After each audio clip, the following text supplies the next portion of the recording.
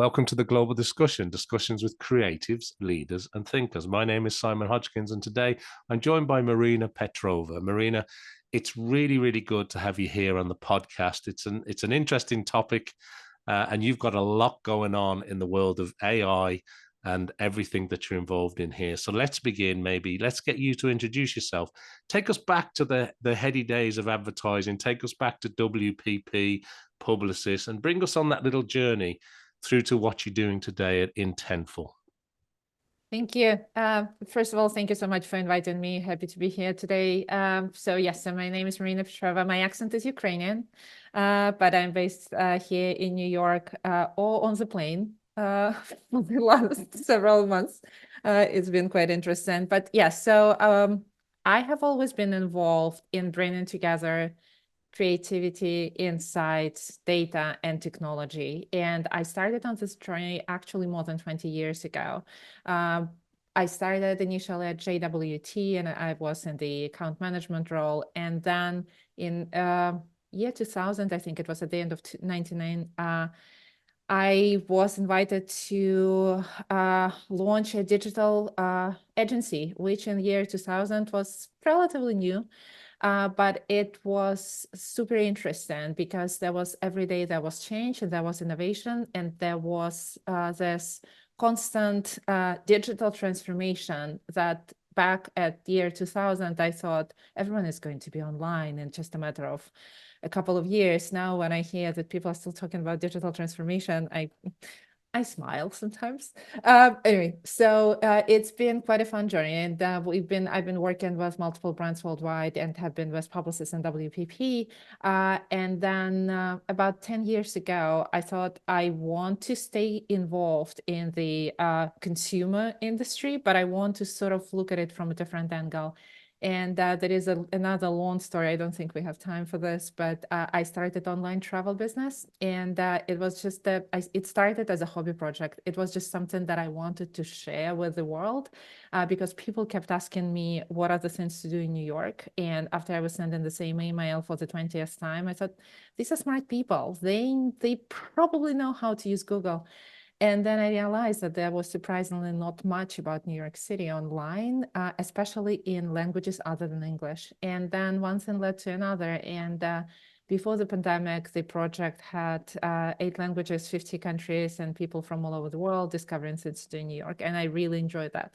And then there was the pandemic, and we all have our pandemic-related stories, of course. And as during the pandemic, I teamed up with my current partner Bruce, and he actually launched also travel business just before COVID, and we started working together on an initiative which was completely not related to what we do now at that time, but we wanted to help people in the travel industry who lost their jobs to get introduced to other industries, because these people spend 35, 20 years in the travel industry and they don't really know anything else outside of that. And then Bruce and I, and we also have had a third partner who actually introduced us.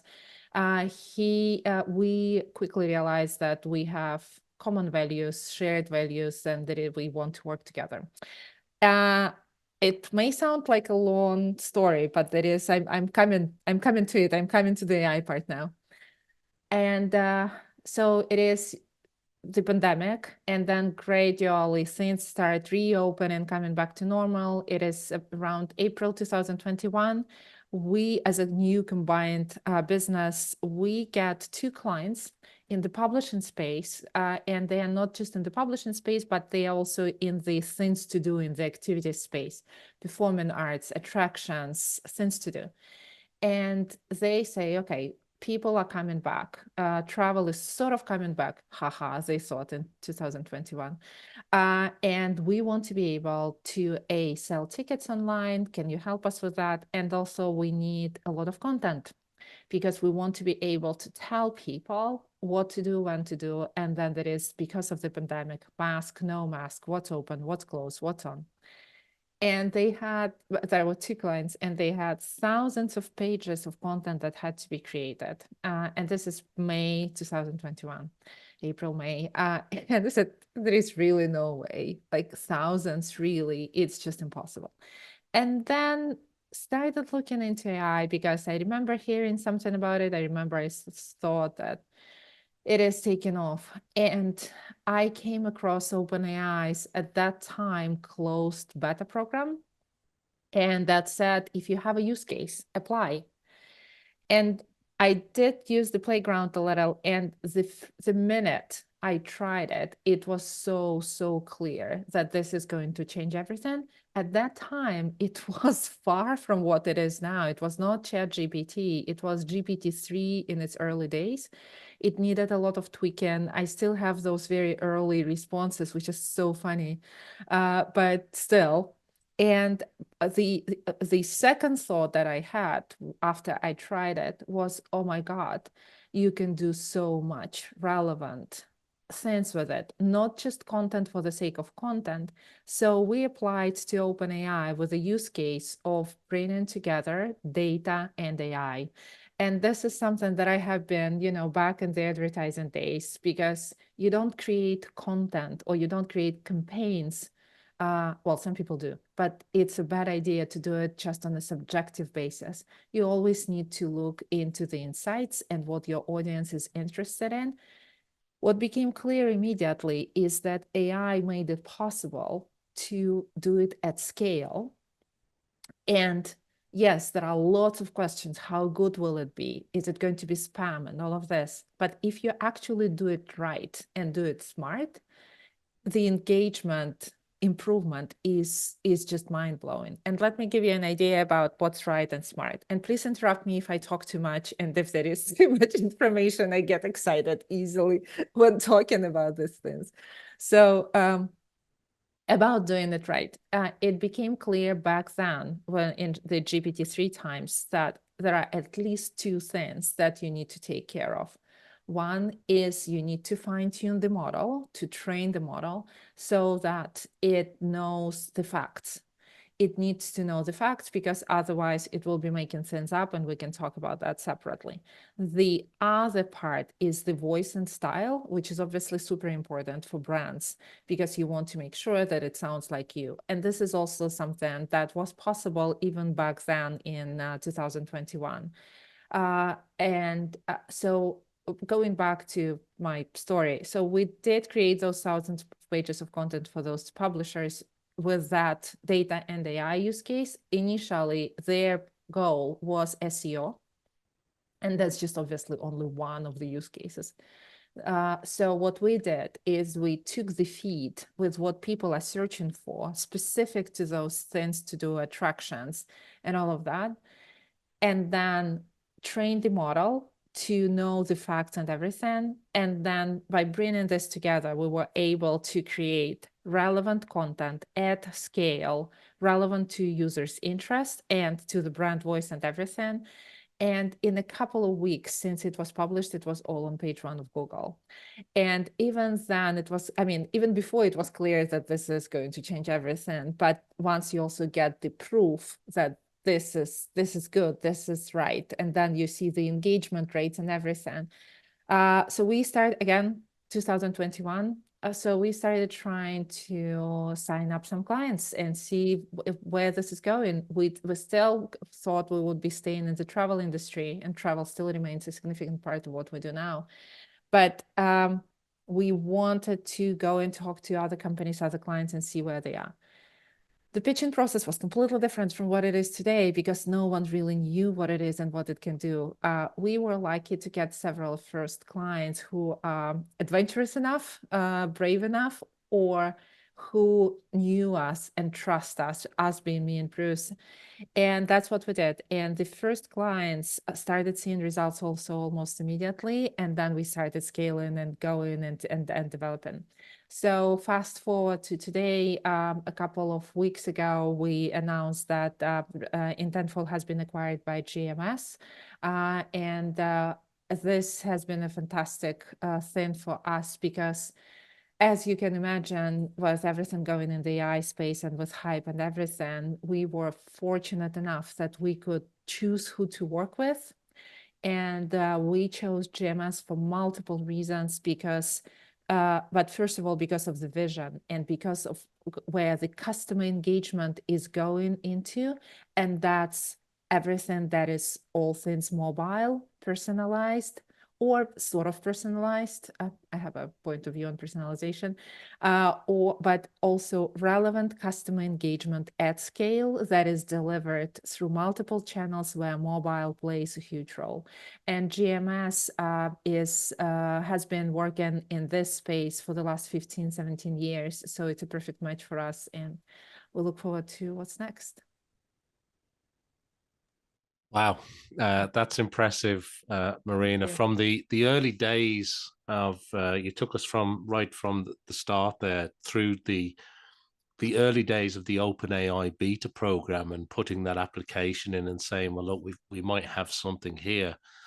But one thing that's clear that has been consistent through your story there as you were sharing it with us here today has been the fact that you realized early on this is going to change everything. Fundamentally, this changes everything. And it's always great to be an early adopter. It's a little bit scary. And I did like when you were saying that some of your early customers that came on board, maybe they were brave enough or they just wanted to give it a go. But, to go then right to where you are now, where Intentful is now a GMS company, it's significant. And I know some of the customers that you work with, like they've got 1 billion users. This is not small stuff that you're dealing with here. This is big. And also to be able to provide the tone of voice, the style, the on-brand messaging, and then, as you say, to have the proof points, the proof cases that this is really, really working for your clients must be a very exciting position for you to be in. And you must be really busy behind the scenes. You've made it sound so easy. I love being busy. Sometimes it's actually too busy, I have to say, but it's so exciting because A, you see the results.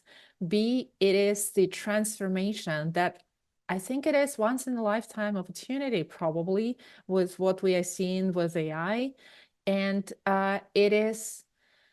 there are so many things that I want to share, but before we go into the customers, let me go back for a second to what you mentioned about early adopters. And it has been an absolutely new experience for me with this time with being an early adopter. And I have always been in the role where I'm driving change. When in the year 2000, you come to a company and say, you need to have your website. I know it sounds so obvious here now, but in year 2000, you start explaining what needs to be online. And then there are so many assumptions and everything. I lived in this change mode all the time. But I never thought that change could be so much harder. And the early adopters is a journey of itself. So first, yes, you get misunderstood all the time.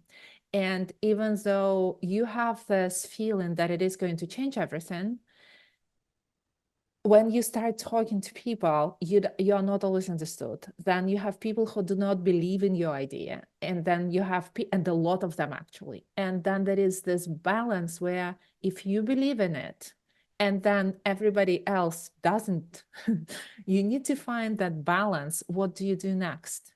Do you continue with what you believe in, or do you rely on everyone else's opinion because that's the market? How are you going to be making money if, yes, you can say, okay, no matter what, I'm going to continue. That's all good. That's just in the books. But then there is reality where you have to be commercially successful as well. So it's been a constant change process.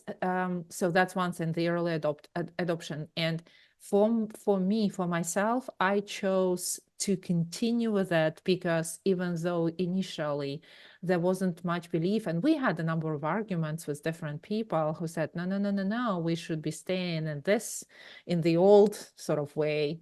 Then the second thing is how once ChatGPT was announced, that also changed everything, and it made it easier for us to start explaining to people. It brought in other challenges because there is so much misconception and misunderstanding about ChatGPT. People use it as search, and I don't blame them because they don't really understand how AI works. But Where we are as humanity right now is an interesting point. And I think in the next 12 to 18 months, maybe 18 to 24 months, we are going to start seeing a lot of disruption in a bad way as well, not just in a good way.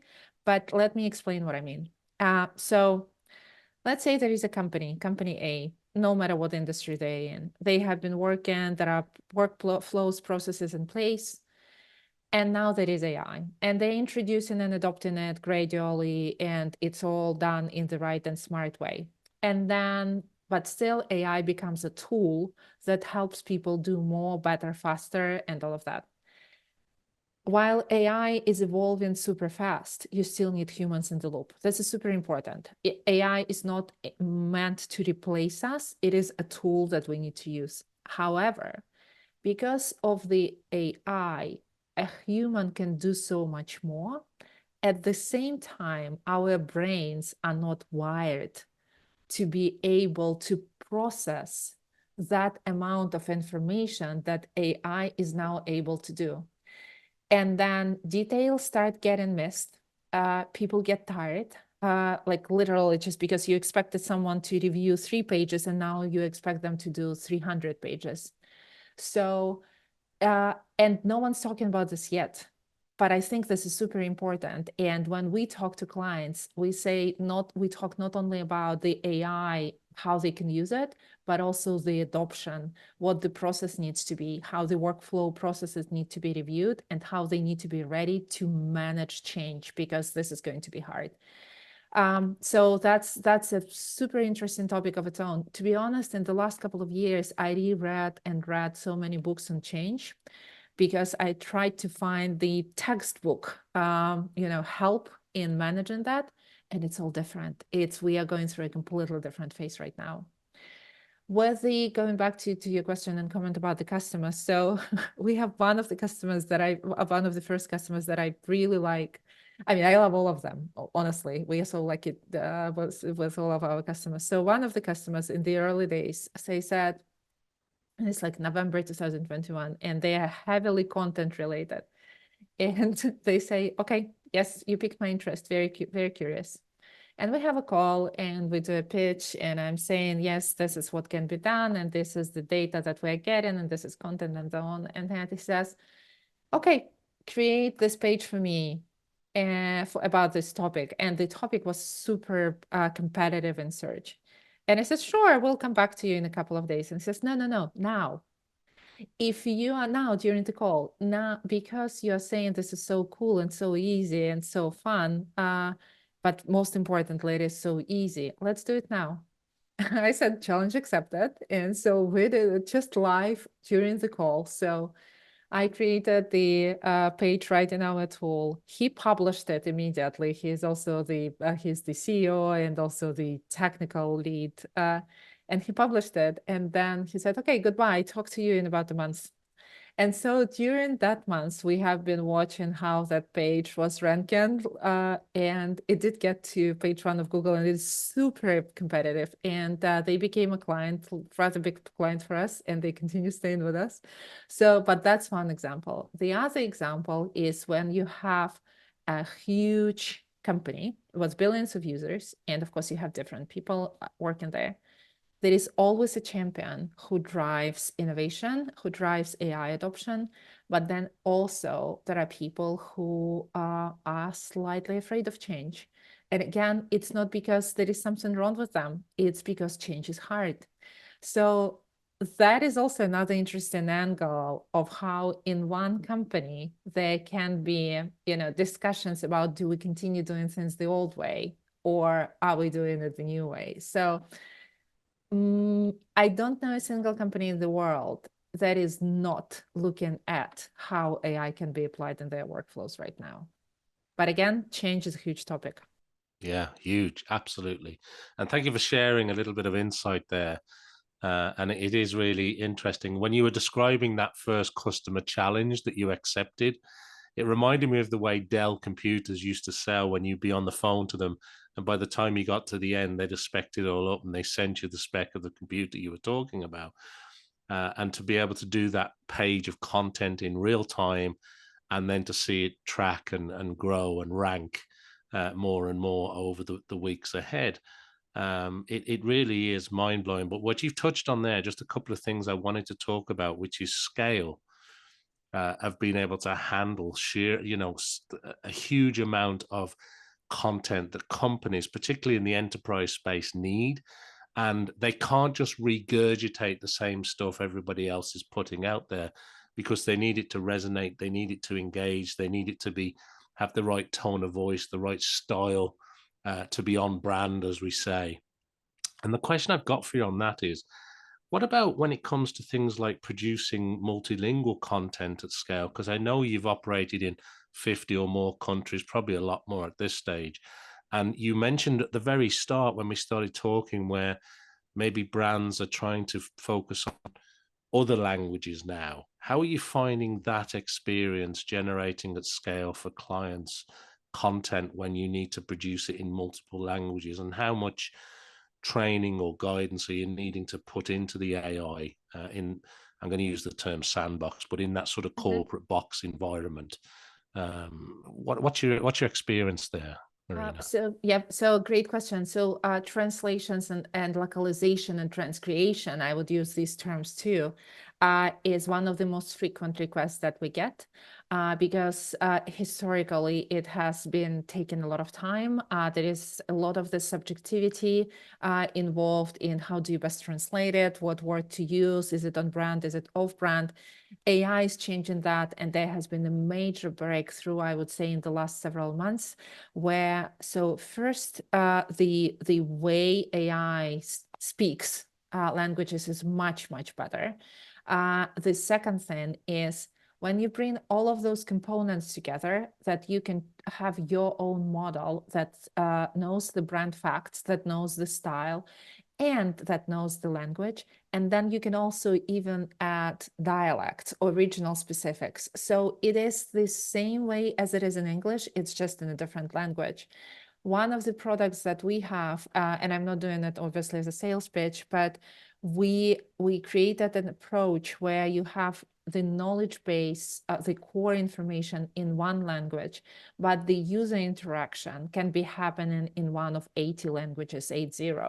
So it is another breakthrough. I think it will be super helpful for everyone in marketing in terms of how content can be created at scale in the brand voice. And it will take into account all of the nuances, let's say German for Austria or German for Germany, or Spanish or Portuguese and all of that. It gets all of that perfectly well, plus all the local brand nuances would go into that as well. So translation, localization, and as a result, engagement at scale with content is about to change for those who want to accept that change. That's also what I would add. Yeah, no, thank you very much. And I'm going to ask you a basic question here, but I think a lot of companies have this question. What's the difference between somebody in the organization just pushing in their brand values, putting in, sharing with the LLM, sharing with the AI, this is how we speak, this is our tone of voice, and just trying to create it themselves, rather than going to somebody that's sort of got this model, this organization, this way of doing it, like yourselves at Intentful? Like what's the sort of sales pitch or the unique selling proposition as to why companies should look at the Intentful type model, as opposed to, well, we've just got a few people in house that are trying to do it and we're putting some articles together ourselves? What's the big differentiator here? What do people need to understand? The big differentiator, if they start looking into AI, is scale, because they are able to create engagement with their customers at scale that was not possible before, that we as humans are not able to do. And we may have another podcast eventually, if you'd like, because that's a topic of its own, and how engagement has been changing. And if you look back at several years at how even queries on Google started changing. There was a mind-blowing statistic that I keep repeating all the time, that even a couple of years ago, the things that people ask on Google, so 94.7% of all queries that people ask on Google have a search volume of 10 or less per month. This means that we are all so different and we ask different questions. And therefore, yes, and again, I have a completely different point of view on personalization. I'm not talking about personalization, but brands need to be able to speak, to find the way to connect with those 95% of their audiences and not ignore them. With the old ways, with the human way of working, it's just not possible. With AI, and now I understand that I'm sort of getting into a sales pitch and I'm not, companies sit on so much data. There is so much data that is being collected, but then not used really. I mean, it is used a little bit for media, but never for the content creation. Take that data, inform AI what can be done with it, then create the content that is relevant to all of your audience interests, and then connect through the channel where your customer is. Yeah, no, that makes a lot of sense. And I'm reminded again as you're talking there, when you've mentioned a couple of times that the human, a person's capacity to deal with this amount is it's just not there. Whereas I'm thinking very much of, say, life sciences or the healthcare professions and the advancements that we're seeing in being able to check huge volumes of data with much more accuracy than a human who, as you said earlier, you might get tired or you can only do it for Uh-huh. so long, whereas the machine just keeps working and working. I want to squeeze a quick question in because I don't want to run out of time, but it's a fascinating topic. We could talk for weeks, but I want to squeeze Yes. something else in, which is at the moment, we're talking about large language models. We're talking about generative AI. And then we keep getting teased, don't we, that artificial general intelligence might be happening within our own lifetime. Some people think it's on the way in the next few years. Other people think it'll never happen. I want to ask you about that and just get your views on it because you must have a view on it.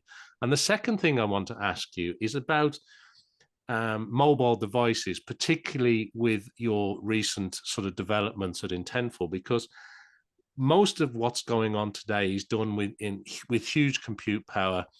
But we're seeing, aren't we, the beginnings of a transformation where AI on the device is becoming a real thing. And I'd be interested to get your views on that. So two maybe slightly related topics, but what are your thoughts on AGI versus generative AI, and will we ever get there? And secondly, what about AI on a mobile device, or AI at a device level rather than at this sort of huge hosted level, I suppose? Great questions. So about AGI, and I agree, we can talk for weeks. So AGI, I think, is coming. I think AGI is just a matter of a couple of years, maybe even less. But I would recommend following Sam Altman and reading what he says, because he drops hints all the time where they are, and he's usually very, very accurate. I don't know if you saw it. There is an article from 2016 in the New Yorker where his vision is outlined, like what he sees from 2016, and he's really moving ahead with that vision. And I think it will be OpenAI that will probably be the first to have AGI.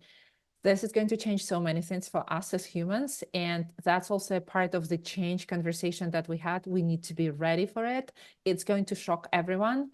But then I don't think that the robots are taking over the world. I'm not one of those people. I don't show the Terminator slide, but it will change so many things. So when we speak to our customers, to our clients, my recommendation is always do not launch the projects that will take you 3 years to build, because the technology is going to be evolving and changing so much that the time and effort you're investing now is will just make no sense. It will be a waste of time. Launch the projects that are small, quick wins, something that you can start using immediately. But AGI is coming, and again, that change thing is going to shake us, humans, significantly. In terms of AI on mobile devices, that's coming too, and it's going to be more and more. I think there is a lot of development already that is taking place, both on the software development companies as well as the device manufacturers. I don't think that it is going to be as fundamental in terms of the influence as AGI. AGI is going to change the way we work. AI in the phones is just going to be, okay, that's another cool feature, great. And when we just started with AI, it was, oh, GPT-3 is so fantastic. There is so much that you can do. Now you have a perfect everything. And then why is it so slow? Like, so we as humans want to do more, want to have more faster and better all the time. So I think with AI on devices, that's going to be that perception. But AGI is huge. Yeah, no, I appreciate your views. And I think, I think quite a lot, and I've had lots of discussions about AGI and quantum computing. And I think those two are fundamental game changers if and when we get there. But there's lots of companies heavily progressing this. As you mentioned, one of them, OpenAI, would be a great example. Last couple of questions. The next 12 months, what does your roadmap look like? What are you hoping to achieve? What does that look like for you? And the second thing I want to ask you is there anything else you want to share with our audience as we come to sort of wrap up today? Thank you. So the next 12 months is going definitely to be very exciting for us. And there is a roadmap and there are multiple companies that we already engage with. But for the most time, from what I see right now, for Intentful as a GMS company and for me personally, a lot of this will be having conversations, doing workshops, discoveries with the companies that just start on the AI journey. And I would say that's probably 90% of businesses right now that are finally at the stage, yes, we need to start looking into this. Before it was, oh, AI is so cool, let's see. But now it is actually practical, realistic. Let's see where this can be applied. And I'm so looking forward to this because I really enjoy having these workshops with the companies and seeing where they are and how AI can be applied in their existing workflow processes, where the risks are, how those risks can be mitigated. Huge targets for us as well also for this year, but that's always the case. It would make no sense otherwise. So yeah, so I think this year will be the year of discovery for many companies and for us as being providers of those discovery services, so to say. And the second question is, I would suggest to those who are listening, do not be afraid of change. I keep saying start small, but start now. Do not change existing processes. See where AI can be applied or Gen AI can be applied in your existing workflow or how it can address your pain points. We have so many amazing use cases that really literally have only content creation is the component of it, but then there are so many other things that get before the content creation part.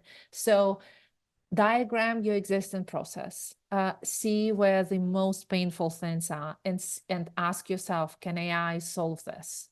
How can it be solved with the help of AI? And again, don't launch projects that are going to take years to do because the robots will take care of that soon.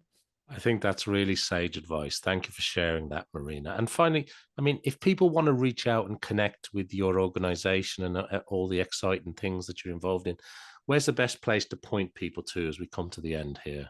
Thank you. I think there are a couple of places. So one is our website is intentful.ai, or always happy to connect on LinkedIn. Find me on LinkedIn, Marina Petrova, Intentful, and happy to connect.